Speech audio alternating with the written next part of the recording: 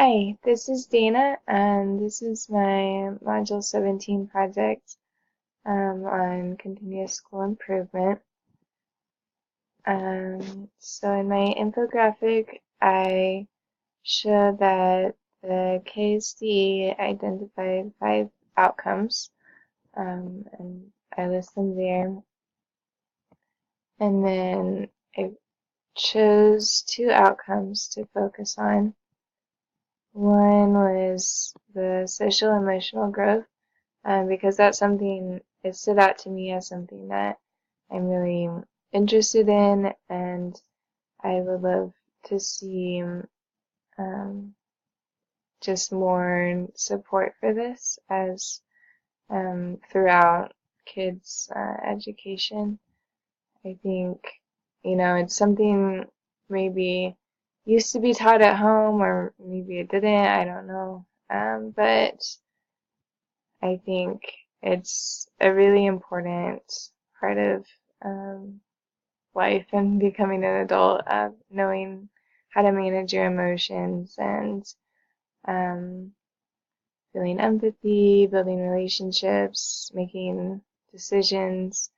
I think these are all really important things. So I'm glad that that was one of um, the five outcomes that they chose. 'Cause I think that's something that's really important to focus on. So I'm glad they're doing that. And then the other one is the individualized plan of study. I thought this was cool because it means students can kind of um, prepare more for college, or if they want to just do career. I think a lot of people, uh, at least in my generation, kind of everybody just went to a 4-year school because that's what they assumed you were supposed to do, whether or not they knew what they wanted to do with it. Um, and that was me too. I mean, I'm glad I did now, since I did end up becoming a teacher, but at the time, I had no idea what I wanted to do or to be. So I kind of just chose the major that I was interested in, and that was English. But I didn't really have a plan, and so if things have turned out a different way, it would have been kind of a huge waste, and that's I've seen kind of my sister go through that too, of just changing the major a bunch of times, and then still just not really knowing what to do with it. Um, and so I think this could be a really helpful thing, to have this kind of program to help kids kind of think about what they're going to do after graduating, whether making, whether it's the right decision to go to a 4-year school, maybe only a 2-year school, maybe go into a career a different way, maybe a technical school, stuff like that. And it's also cool because students would be able to take classes and maybe take dual credit classes while they're in high school, and then be even more prepared when they do go to college, if they do. So those 2 I just chose because they're the most interesting to me and kind of values that I have.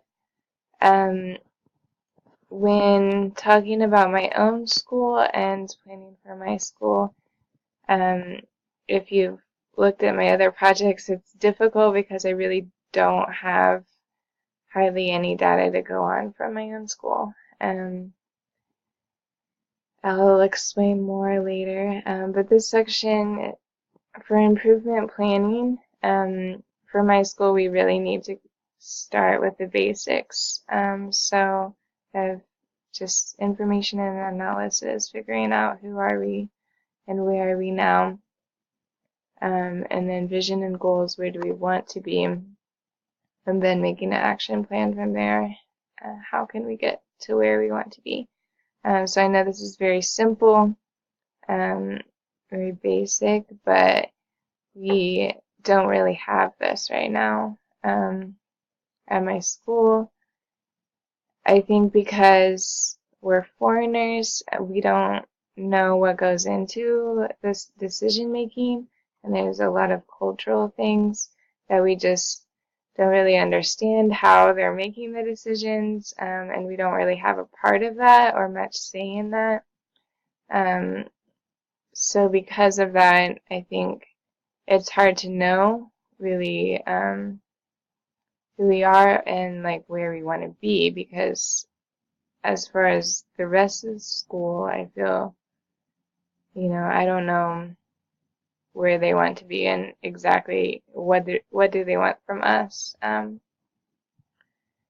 Because they want us to teach English, but it's not very specific, and so we kind of have to make our own objectives and standards of what we actually want to do. Um, and then for a lot of reasons, we also don't have much data to go on to figure out where we want to be, because we don't get results from the standardized tests. We don't really have access to that. We don't really have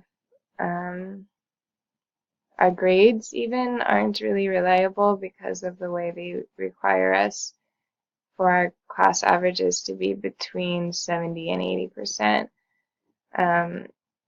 So comparing a class to another class is not really fair because of that. It turns out to be really weighted and really um, just comparing the students in one class to their classmates to come up with the grades.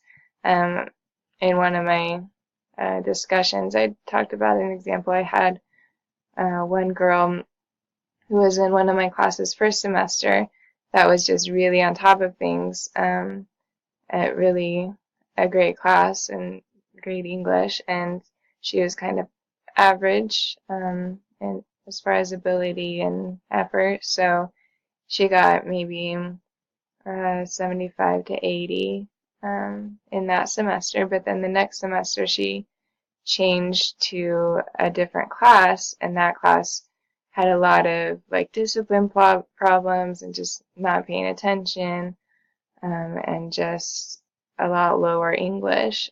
So in that class, she ended up getting a 90, I believe, because she was so much above her classmates. And that's kind of what it comes down to. The way we have to grade is just efforts mostly, compared to their classmates because of that rule. So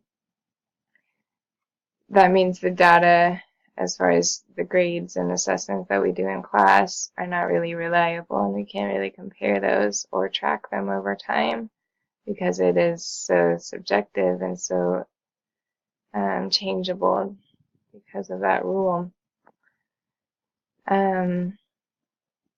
So this last panel, East meets West, kind of it's kind of an experiment, I feel like, because um, the kind of ideals of the school is to have really American and Chinese education blending and working together. But in practice right now, I don't really, it's hard to see what the clear goals and objectives and standards are, because of so much of what we're trying to do works against the Chinese education culture, since it's such a communicative class, and so many activities and practical. We're trying to get them to use the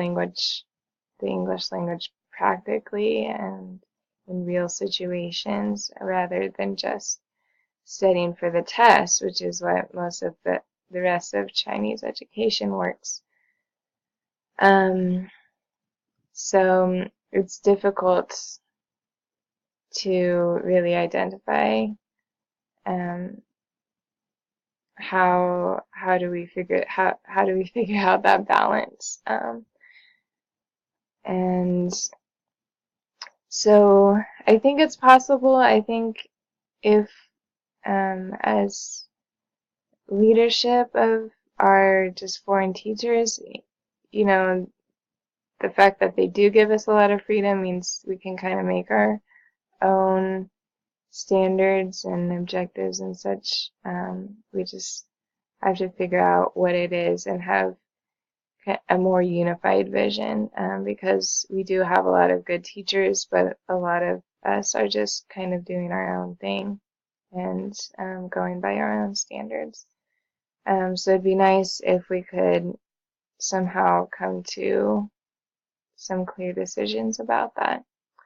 And then from there, the next challenge would be to try to track, um, find some way to track whether we're meeting those objectives. And I think that'd be a big challenge as well because um, since it's so subjective in a way, a lot of our assessments, since it's just, can the student use kind of the language that we taught them or them kind of the words and phrases, are they learning something? Are they being able to use certain um, grammar or certain vocabulary, or would they be able to go to a store and buy something?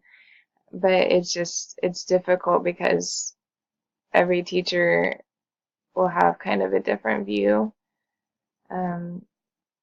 So it's really difficult to track from class to class, even from one teacher from class to class, to have, more of a unified way of quantifying that. But it must be able to be done. So I think it has a long ways to go before we'd be able to even have usable data, really. But I think that would be really helpful, of course, because then we could actually track our progress and compare between different things that teachers are doing, what is actually working and what is not working as well.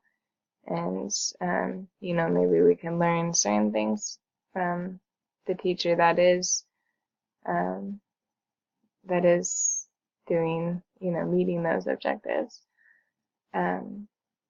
So that would be the start of my continuous improvement journey at my school, and that's kind of the challenges and stuff that we have and the things we need to do if we were to be able to even deal with that. And a lot of things that we learned in this class were kind of back in preschool, just to get to that point of being able to have usable data. That's my infographic. Thanks for watching.